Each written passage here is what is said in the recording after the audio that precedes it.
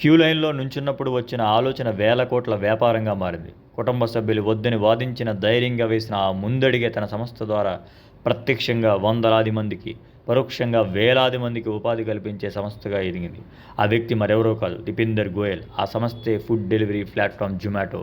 భారత్లోని ప్రముఖ నగరాలతో పాటు విదేశాల్లోనూ సేవలందిస్తున్న ఈ జొమాటో సీఈఓ సక్సెస్ స్టోరీ ఇది. పెద్ద వ్యాపార సంస్థగా జొమాటోను నిలిపారంటే దీపేందర్ది ఏ వ్యాపార రంగానికి చెందిన కుటుంబం అయి ఉంటుందని చాలామంది భావిస్తారు. కానీ తనది ఏమాత్రం వ్యాపారంతో సంబంధం లేని సాదాసీదా మధ్యతరగతి కుటుంబం.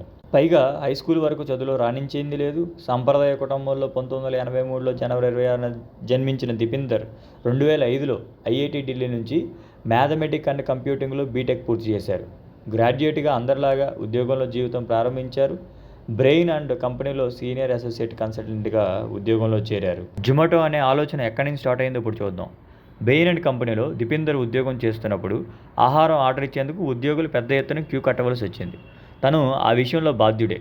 రోజు అదే తంతు. తనకు ఒక్కసారి విసుగొచ్చింది. తనతో పాటు ఐఐటి ఢిల్లీలో కలిసి చదువుకున్న పంకజ్ చందా కూడా అదే కంపెనీలో ఉద్యోగం చేస్తుండేవాడు.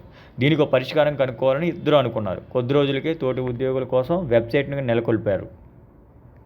దానికి అనూహ్య రీతిలో స్పందన లభించింది. ఉద్యోగుల కష్టం తీరింది. తమ చిన్న ఆలోచన ఇంత పెద్ద కంపెనీ అవుతుందని బహుశా వారు ఊహించి ఉండరు. తమ ఆలోచనను ఆఫీసు వరకు మాత్రం ఎందుకు పరిమితం చేయాలనుకున్నారు ఇద్దరు. దాన్ని విస్తరించాలని భావించారు. ఫుడ్డీస్ కోసం ఏ హోటల్లో అయినా ఏ ఆహార పదార్థాలు దొరుకుతాయో తెలిపేందుకు దీపేందర్ చందా foodbuy.comను నెలకొల్పారు. తొలుత ఢిల్లీ పరిసరాల ప్రాంతాల్లో రెస్టారెంట్లు గైడ్ను అందుబాటులో ఉంచారు.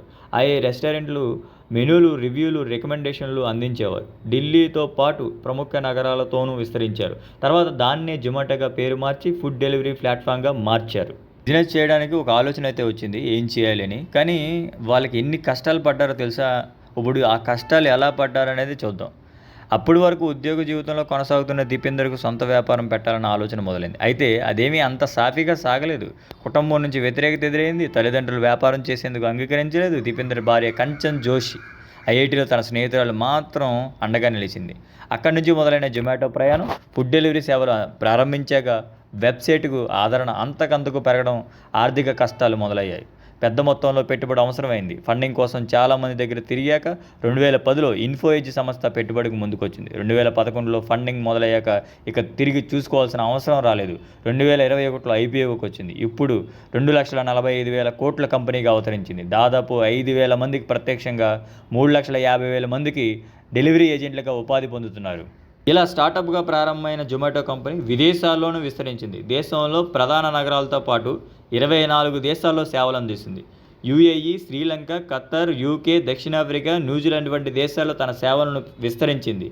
దీపేందర్ వ్యూహాత్మకంగా కొనుగోళ్లు, వివిధ సంస్థలతో భాగస్వామ్యంతో ఇది సాధ్యమైంది. జొమాటో బాయ్గా తన అవతారం. చిన్న ఆలోచన నుంచి పుట్టుకొచ్చిన జొమాటోను ఈ స్థాయికి చేర్చడంలో దీపేందర్ కృషి చాలానే ఉంది. ఎలా అంటే క్షేత్రస్థాయిలో లోటుపాట్లు తెలుసుకొని అధిగమించడంలోనూ ఆయన సక్సెస్ దాగి ఉంది. వినియోగదారుల అభిప్రాయం, డెలివరీ ఏజెంట్ల కష్టాలు తెలుసుకొని ఎప్పటికప్పుడు దీపేందర్ డెలివరీ బాయ్ అవతారం ఎత్తుతూనే ఉంటారు.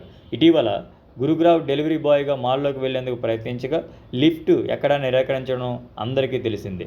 దీనిపై ఆయన స్వయంగా ఎక్స్లో పోస్ట్ చేయడంతో మాల్ యాజమాన్యం దిద్దుబాటు చర్యలు చేపట్టింది. ఫస్ట్ స్ట్రాటజీ చూసాం. క్షేత్రస్థాయిలో ప్రాబ్లమ్స్ ఏమైనా ఫేస్ చేసి దానికి సొల్యూషన్ ఇచ్చారు. సెకండ్, ఎక్వైరైజేషన్, కంపెనీలని అడాప్ట్ చేసుకొని ముందుకు సాగడం.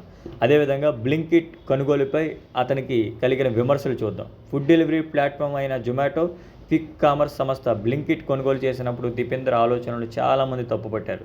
నష్టాల్లో ఉన్న ఒక కంపెనీని నష్టాల్లో ఉన్న మరో కంపెనీ కొనుగోలు చేయడం ఏమాత్రం తెలివైన నిర్ణయం కాదని, దీంతో జొమాటో స్టాక్స్ కూడా క్షీణించాయి. కానీ తన నిర్ణయం ఏమాత్రం తప్పు కాదని దీపేందర్ నిరూపించారు. బ్లింకిట్ను అతిపెద్ద